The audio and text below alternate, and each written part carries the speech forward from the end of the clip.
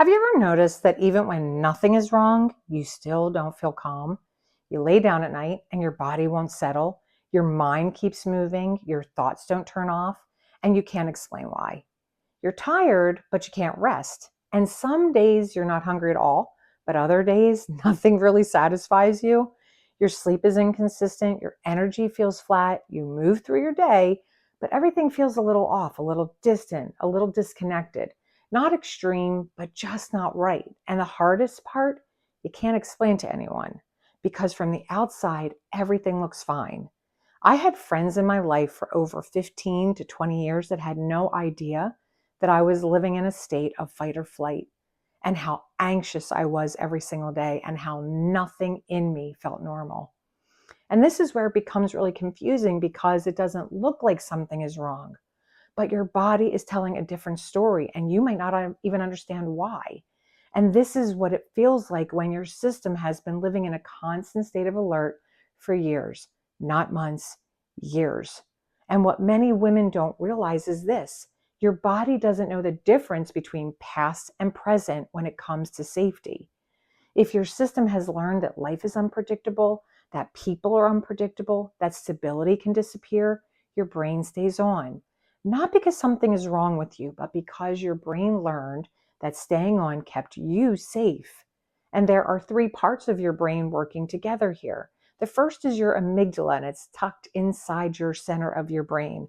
This is your alarm system, and it scans for danger and it reacts instantly. And if you live through trauma, chaos, or instability, this part of your brain becomes overactive, which means your body stays on edge even when nothing is happening.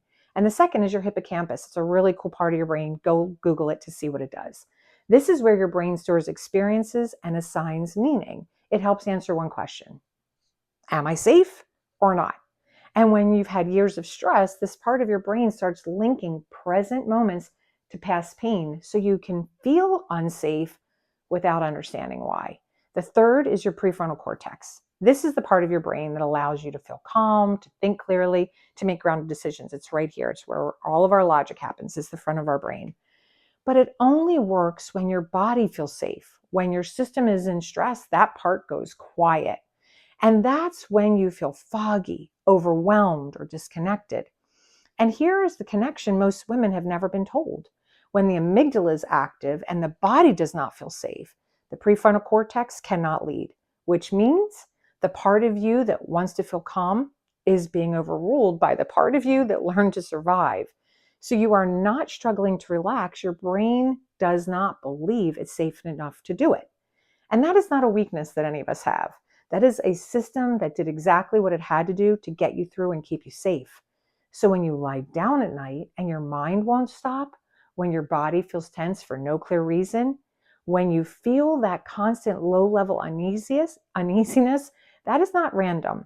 That is your system still protecting you. The part of your brain that has to feel safe first is your amygdala. Until that stops, not when, until it stops sounding the alarm, nothing else will stabilize.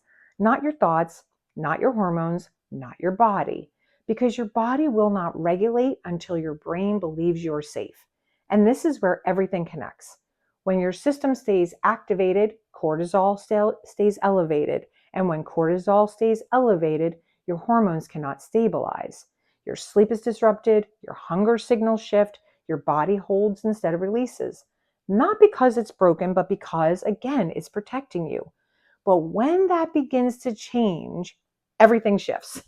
Your body settles, your mind quiets, sleep becomes deeper, and you start to feel present again. Not because you forced it, but because your system finally let you. And that is when healing actually begins. And I can tell you, on the other side of all this chaos and internal confusion, peace that surpasses all understanding is yours. And it's an amazing feeling to be able to walk in it and to have a good night's sleep.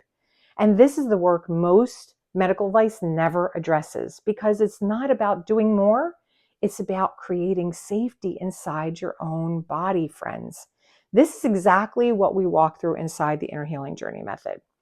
Understanding how your system learned this and how to guide it back into stability. If this is the first time this has actually made sense to you, start here, because I can tell you this is the greatest work I ever did for myself, and I love watching my clients get to this point as well. The link is right here in the description. And if you know another woman who feels like she cannot relax no matter how hard she tries, could you share this with her? Because she's not broken. Her body just hasn't felt safe. Subscribe if you want more conversations like this. And I just want to say to you, God bless you on your own inner healing journey. Thank you for being here with me today, and I will see you in the next video.